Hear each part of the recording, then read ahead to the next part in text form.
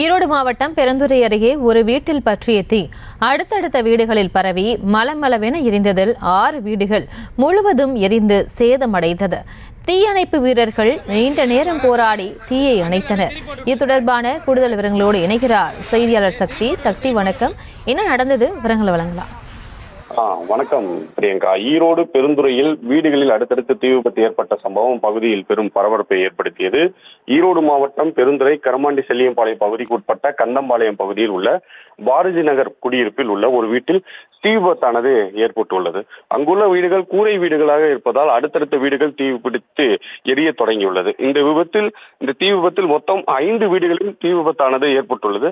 அதில் 2 வீடுகள் முழுவதுமாக தீயில் எரிந்து நாசமானன.